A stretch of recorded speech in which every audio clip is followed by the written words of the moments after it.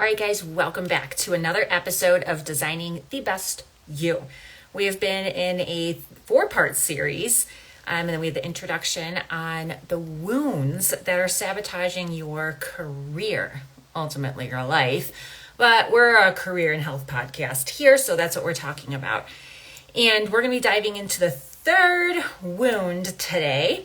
So if you didn't hear any of the other ones, go ahead and please check those episodes out. It's going to be really important because they kind of do build off of each other, but you are still welcome to listen to this one and then go back as well.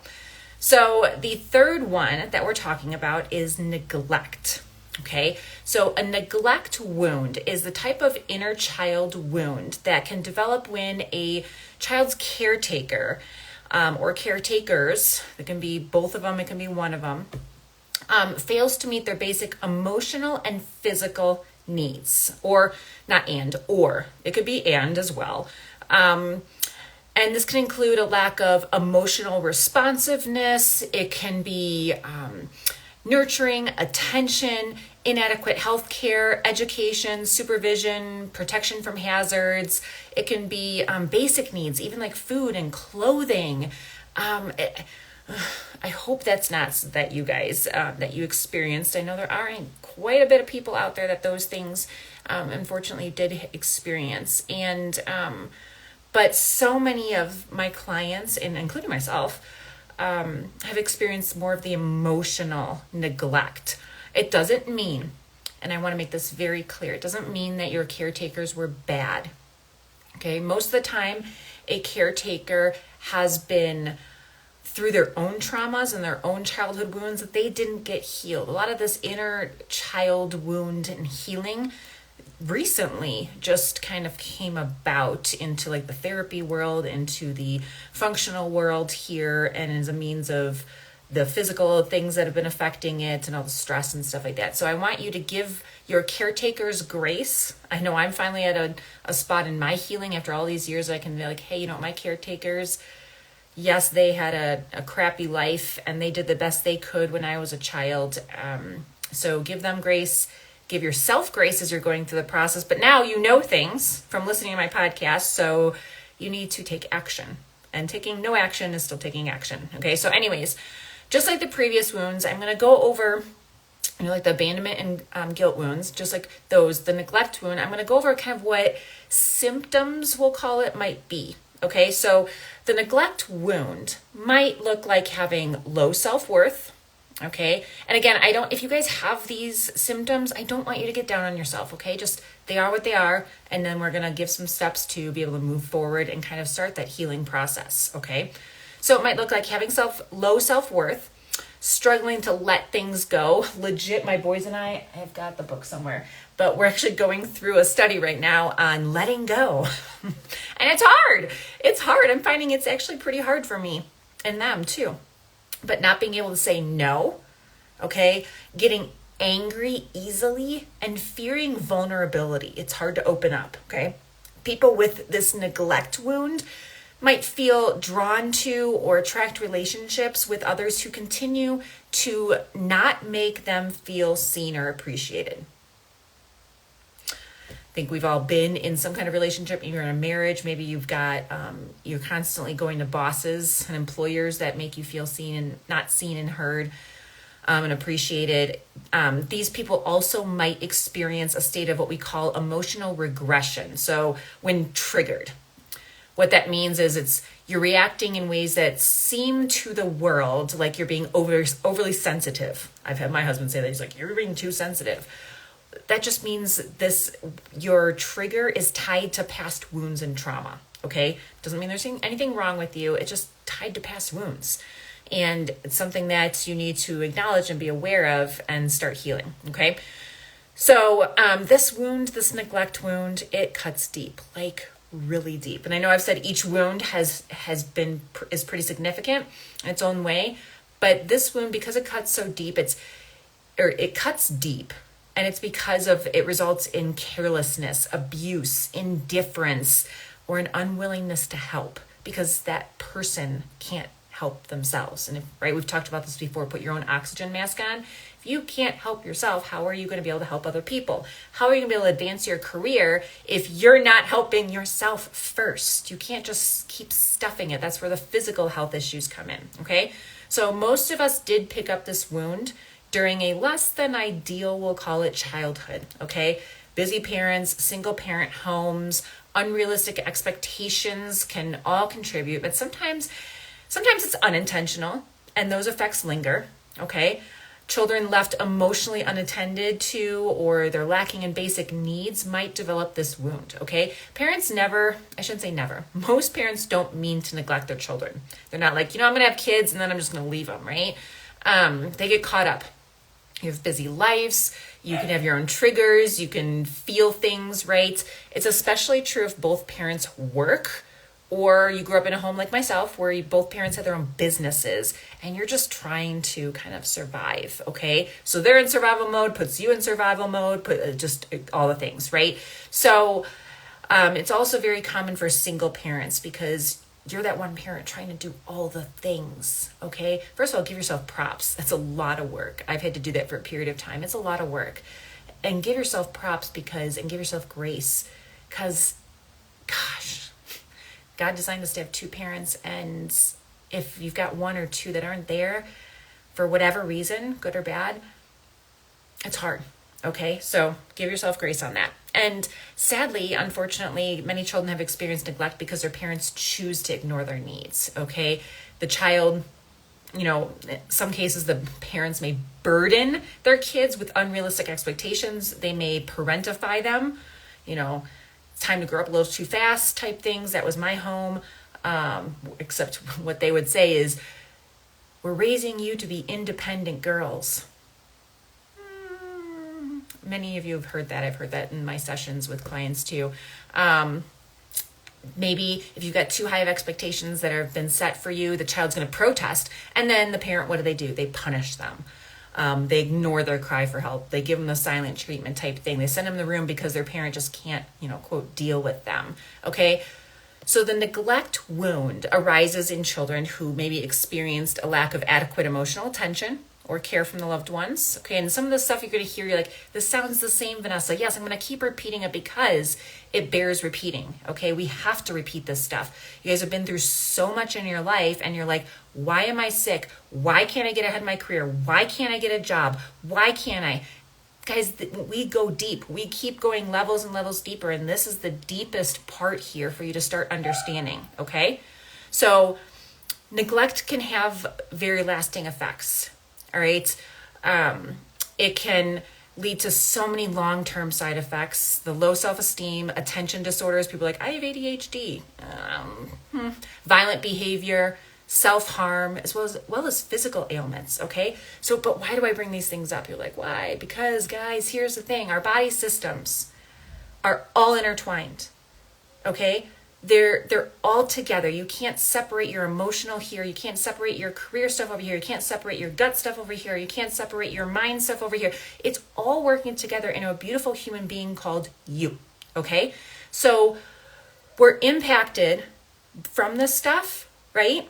We are definitely impacted from the stuff. So when we understand our nervous systems, we can nourish our minds and bodies and advance our careers. Okay? So how big of a problem is this neglect wound? Well, I'm going to tell you, okay? Child abuse and neglect are common, okay? And I'm going to give you a couple of stats so you understand. 1 in 7 children in the United States, okay, have experienced abuse or neglect in the past year, okay? The past year, okay? And so it's likely underestimated, to be honest with you, because most of these cases are not reported, which really stinks. Okay, really stinks. Hey guys! So in the United States, 1 in 4 children experience abuse and neglect in their lifetime. Of maltreated children, 18% are actually abused physically, 78% are neglected, and 9% are abused sexually. Okay, and I'll put the link to that source from NCBI in the notes so you guys can read that yourself if you feel like it, okay? And the impact of this is just, it's so far reaching because You have young adults who are who self-report experiences of childhood maltreatment and have had so many more experiences of anxiety, depression over like the following decade. So they report it, okay? And then people, right, you follow and you follow their history, their medical history and all that type of stuff. They have a lot more of the anxiety and depression. And that's from King's College in London, okay? There's other people who have no recollection of the stuff, but they have the same emotional patterns as someone who's been physically abused. Okay, you could have had no physical abuse or very little normal spanking, whatever, in your childhood and have a lot of neglect, and you have these same physical ailments and lasting effects as someone who's been beaten every day of their life. Sad, right? But we need to take a deeper look at that stuff, guys, okay? So there's a lot of fears, and we've talked about in previous episodes about fears, like around career stuff, fears and it causing physical issues. There's common fears that are actually associated with the neglect wound, okay? There are some with the other ones, but more so with the neglect wound.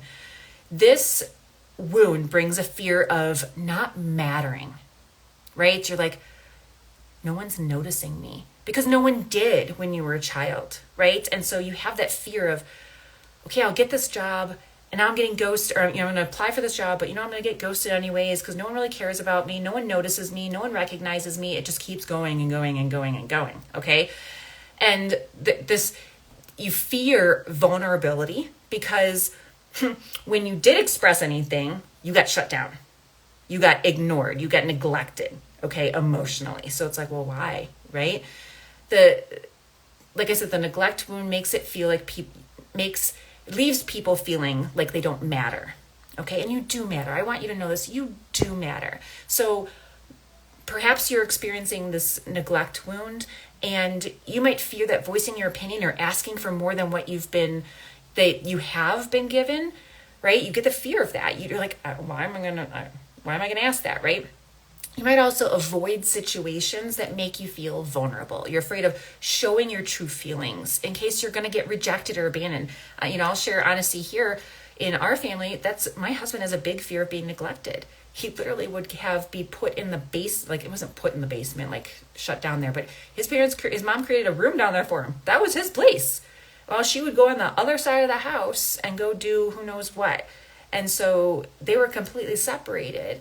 And that was hard. And then he had his ex-wife cheated on him goodness knows how many times. So he was rejected and rejected and rejected and rejected and rejected. And as you guys know my story with him too, he had substance issues and that was his coping mechanism. And then when those were removed, then what? You're still getting those feelings until you start healing that, okay? So some common fears, again, might feel like loneliness. Even in a crowd, you feel completely alone. Maybe you're at work and you're working on a project, but you still feel alone. You have insecurity around food. I have a lot of clients, but they're like, oh my goodness, like, what if I eat this? What if I don't eat this? Oh my gosh, am I going to have enough food? Because you were neglected in some kind of way. You weren't allowed to have certain foods. You weren't. Now, of course, as parents, do we give them everything and do we just spend money and stuff like that? No. But if you don't explain that to a child and you don't go through that process, or you purposely don't give them food, or you use it as, hey, you can't, if you do this, you can't be fed. Like, come on. I've literally heard that from clients. It makes me sick. Maybe there's a fear in forming connections or relationships. So many of you guys, now that things are online, you're like, I don't want to go out and meet people and whatnot. I'll just kind of do it online and then I don't have to show face and type thing. That's a neglect wound. Perhaps you have a fear of commitment. You lack coping mechanisms, healthy coping mechanisms, right? Like with my husband, he would go to substances. For me, it was, I'm just going to close the door. I'm going to dive in my work. You have decision-making avoidance. Okay, you shy away from making decisions for yourself and for others. Okay, and it also, like I've said, it shows up physically. It can be apparent in so many ways, and it can actually be crippling, legit crippling. So How in the world? You're like, okay, those things make sense, Vanessa. I can maybe sense them in my body. I can kind of understand them, but how do I know that I have this? Well, here's some telltale signs that you do have the neglect wound. Now, we're all going to experience some of these wounds in some form, but really, I want you to write some of this stuff down and truly like take it in. So if you're dealing with the neglect wound, okay, you're going to feel lonely again, being in large groups. You're not going to prioritize your own needs. You're going to be more people pleasing, right? You're going to feel empty inside and have low self-esteem. You could be like top of the sales chart. You could be the director of whatever it is, and you still feel empty inside, okay? Now, little secret here, being Christian, if you don't have Jesus in your life, you're always going to feel empty. Okay? Little plug for the big guy upstairs, all right? You're going to aim for perfectionism, okay? Instead of just a lot of business owners that I work with do this. They're like, but I don't want to get started, but I don't, I don't have the right branding and marketing and website and business cards, and I'll just frickin' get started. Just talk the damn clients, right? Okay? You're going to have low expectations from others. You're gonna be like, well, but it was because, you set the bar so low for them, okay? I'm not saying set them way up here, like when you grew up, right? You had the high expectations, like I talked about earlier. Your parents just set them, and they're usually moving, by the way. They're all over the place. Like, well, today it's here, and today it's here, tomorrow it's here, type thing. But you set such low expectations that pretty much anyone can reach it, okay? You attempt to numb or ignore your feelings, right? You stuff it. We've talked about that before, and that causes all kinds of physical issues. If you had physical neglect, malnutrition, you have stunted growth. We see this in, unfortunately, some of the people that we do work with. We see this in terms of they have inadequate bone and muscle developments. You have poor decision making. People are like, oh, it's brain fog. Y'all, brain fog is not a real condition, first of all, okay? Second of all, okay, you have poor decision making. You don't have a good time. You can't understand things well. You have developmental issues. A lot of times we call this, or you hear this, say executive function is off. You have attention disorders, okay? You have attention-seeking behaviors, like regardless of age, okay? You have an extreme attachment to certain individuals. There's people who are in abusive marriages that we work with, and they just like, I gotta stick with them. I can't. You can, okay? Because you have a neglect wound, you're like, this person loves me. No, they don't, okay? So that is what we deal with, okay? Or we have, you basically try to attract attention on yourself by falsifying things because you want to be noticed. You want to be recognized. So you exaggerate illnesses, whether they're real or fake. You exaggerate them. Oh my gosh, I have X disease. I have this autoimmune whatever. And now I'm not saying none of that stuff's real. I'm saying that you exaggerate it because you want to be recognized, you want to be noticed, you want someone to pay attention to you because your parents or your caregivers did not, okay, in the ways that you needed as a child. When we become parents, it's hard, right? But our job is to take care of our children. To, yes, take care of ourselves, but man, nothing else matters. God, yourself and your spouse, and then your kids, and then everything else, okay? Work's always going to be there. Life's always going to, like, all this other stuff is going to be there, okay? So then I want you to also think about how you can recognize, because right, as we're employers and employees and managers and things like that, you're going to have to recognize the neglect wound in other people. And I say this because, not that you want to be like walk around them in extra care, but guide them to get help, okay? And obviously don't overstep your boundaries, talk to HR, things like that if you're in the workforce, okay? But if you want to know someone who carries that neglect wound, they're going to be looking lonely. They're going to be struggling to prioritize their own needs. They're going to be battling that low self-esteem. They're going to be chasing perfection. They're going to be inadvertently neglecting themselves, okay? They're going to try and numb things, right? Food, substances, whatever it is, okay? So what about specifically at work? All right, these are the things that I want you to pay attention to when you're at work. You're going to have an unrealistic view of yourself. So think about this. Can you comfortably identify your strengths and weaknesses And do you know your areas of limitation? If you have a hard time, like we'll call it appraising yourself, who you are and what matters to you, you might not have ever had that space to define yourself, your needs, your wishes, your hopes. And I see this so much when we get to the career aspect of career coaching and job hunting aspect of the work I do with clients. They're like, but I mean, I guess I'm good at this, and I guess I am, right? Anyways, another one is at work. Another thing at work is you struggle to trust others. And again, these are all will manifest into other relationships, but we're going to focus on what it looks like at work. So you struggle to trust others. You find that you avoid to ask others for help. You don't rely on other people. You try to do it all yourself. Because you're terrified to be disappointed. You've been disappointed so much by people that you're like, no, I'm just going to do it myself. And then you get burned out, and then we go down that whole route, okay? So you feel helpless and unimportant as if you were younger, and that terrifies you. So that's why you're like, I don't want to reach out for full support. I don't want that full help. Here, can you staple this? Right? I can handle you stapling these papers together. That type of thing.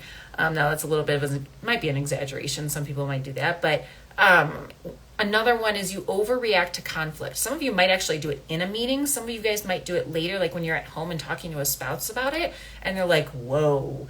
Like when you just got into a disagreement at work, or you didn't like what your boss said or your colleague, and your body is just flooding with like sending you danger signals like, oh my goodness, this is bad.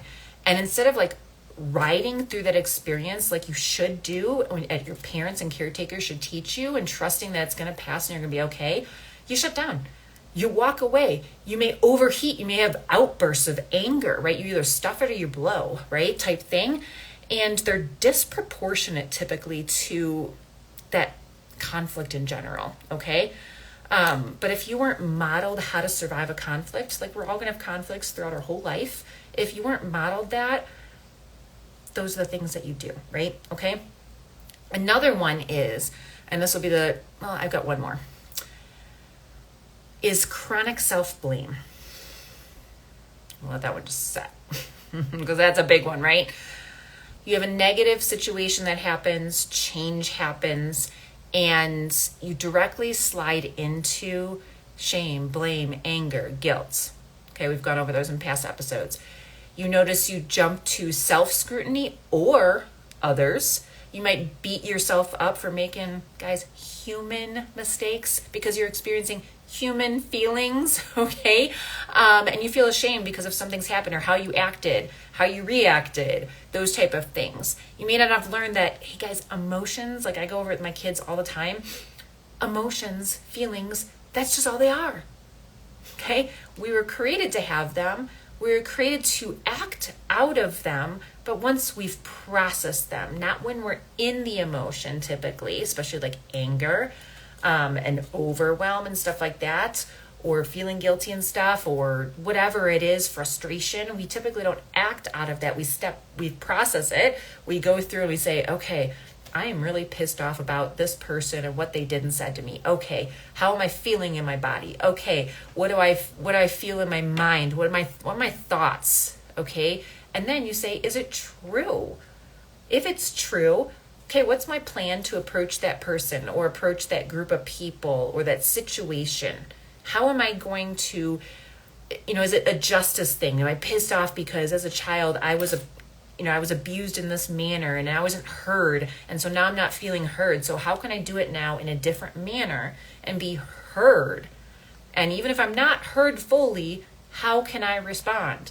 So I work through it with my kids, and I work through it with you guys as clients because it happens all the time at work. We're not going to get our way at work all the time. We're not going to get our way in our marriages all the time. We're not going to get our way. But if we're completely neglected and we continue to let ourselves be neglected, not speak up in a different way and learn how to do that, then guess what? It's just going to keep going, right? It's just going to keep going. So you're going to have those feelings, okay? Big ones, little ones, happy ones, sad, mad, all the things, okay? You're going to survive and ride through them, okay? This too shall pass. People told me that when I first started this whole journey, and I was like, screw you. You don't know what it's like in this right now, which is what some of you are probably like, Vanessa, you don't know what it's like.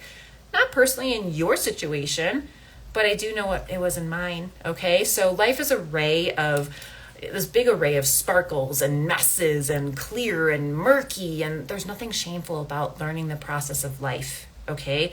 None of us are going to completely understand it. Even when we get, to the side of heaven. Okay. We're not going to understand it. Okay. And then the last one is you're easily triggered. You feel like your skin is just this thin layer. And if one more person says something to me, sends me an email, whatever, knocks on my door, I'm going to blow. I'm going to lose it. I'm going to whatever, right? Okay. You could just be going through the blah, blah, blah, blah, blah, daily life, daily work life, and suddenly you feel weak in the face of any kind of change. You've got a new stressor. You've got a project date that changed, moved up. You've got a vendor, whatever, something happened. You've got a sales deal that fell through and you just blow, right? You're like, I can't. Or you cope by numbing out. You're like, you know what? Whatever. I'm going to go home and I'm going to have some drinks. I'm going to drink that bottle of wine. And you know what? I ain't going to put any work into this. They changed the date on me. I had everything set, whatever. Right? So there's so many different ways you could do that because maybe that's what you experienced with a parent. Caretaker. That's what they did. Okay? So I want to give you an opportunity to work on the healing aspects of this neglect wound. And I came up with this last week when I was writing this last set of episodes here. And I was like, ooh, that's good. I should have implemented that at the previous ones. And because I was going through a client's, we were going through a call and I was like, oh, wait, I have an idea. Let's try this. And I do sort of visualizations, not sort of, I do visualizations with clients, but this one I really like. Okay. So imagine you get to create your dream home or workspace or both. Okay. What would that look like? Because here's the thing is we know that when we think about what we think about sends messages to our brain. It impacts our moods. It impacts how we show up. Right. And that's, if we don't visualize things like athletes, right? The Olympics just ended here, right? They visualized, right? You're watching people like Simone and you can see they are visualizing that success. We need to do it too. We do it with all of our goals and dreams and aspirations in our career and all financial stuff. We got to do that with our own selves. Okay. So what would a dream home or workspace look like to you? This could be a home that you wish you had growing up, for your inner child, parts of yourself that were hurt, or it can be an image of yourself as an adult today. Okay. I've done it both ways. I like either way. I personally like the little kid one. Just because I miss my little kid. I was parentified. I had to grow up too fast. Okay. So think about who would you want to be surrounded with? What kind of home decor? What kind of office do you want? No. Food, social gatherings. Would you want more? Would you want less? Do you want a bigger home? Do you want a smaller home? What do you want the outside to look like? What do you want your office window to look out to? Do you want mountains? Do you want greenery? Do you want a water stream, flowers, bushes? What do you want? What kind of people would you invite in? No. What would the house smell like? What would the workplace smell like? What kind of pictures would you have on the walls? Would you, would you display your degrees? Would you not? What would it feel like walking in? What would it feel like waking up every morning? Okay. And according to neuroscience, okay, what you think about and feel on a body sense level leaves an imprint on your brain. And I would add to that on your body in general. Okay. And this can directly impact how you perform moving forward in your job, in your career, in your marriage, in your parenting style. Pretty cool, huh? This is when you can start healing right now. So visualize that. Okay. I highly recommend it. Okay. So please do that. And I want you to know that, as we're closing out this episode here, regardless of how your inner child may be hurting, there's always a wiser version of yourself. You're an adult now. You get to choose how you're treated. You don't get to live under your parents' roof anymore. You don't even have to have a relationship with them if you choose not to. If it's hurting that bad, you don't have to. You don't have to have a relationship with anyone. You don't have to have a specific job, any of that stuff. You're an adult. You get to choose that, okay? And so you get to reparent yourself, all right? And that's what we work through here is we uncover that self that you were created and designed to be in your career, okay? You're worthy of so much in your life, okay? Even if your caretakers could not provide what you needed, you can be the parents. You can be the person. You can be the parents too that you wish you were to others. You wish you had been given to others. Give yourself grace. It's not easy. It is so not easy, but I'm never about the easy work. I'm about the true deep work, because that changes generations to come. As I'm starting to tear up here, it changes generations to come. All right. And you have the opportunity to impact generations to come. And it's so worth it. Okay. We often expect other people to fix us, therapists, doctors, you name it. But guess what? It's you. I can give you all the tools. I can talk my head off here, but it's you who has to take the action. So you got two options for action here. You can come and join me on the step-by-step process that we go through, very personalized, but a process, by clicking on the link in the show notes and scheduling a call with me or messaging me on LinkedIn. Okay. And we start doing that, building some trust, and we start moving right now. Or you can binge on all my contents, including downloading the survival guide that I have, and start doing some of the things on your own. But at some point, you're going to need someone to help guide you. But those are your options, and I want you to take advantage of at least one of those options today, okay? We all get to take charge of how we are responding to things in our minds and our feelings, and changing our bodies, and ultimately changing that trajectory of our career. And I'm here to strengthen you and set you on that path to be all that you be, not do, be all that you were called to do here, okay? With the right mental, emotional, physical, and strategic aspects of your life, okay? So until next time, keep on designing the best you that this world so desperately needs.